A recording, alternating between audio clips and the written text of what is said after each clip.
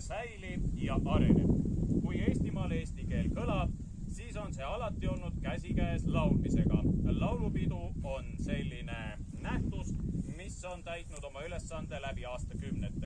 Terve vald oli kokku aetud, keerd on kokku kutsutud, külalisi liigad seltsid minu armasõnid maalutud. Brändi parajam keiu koosin valikes endale, bändi kavelam keiu rääkõnje.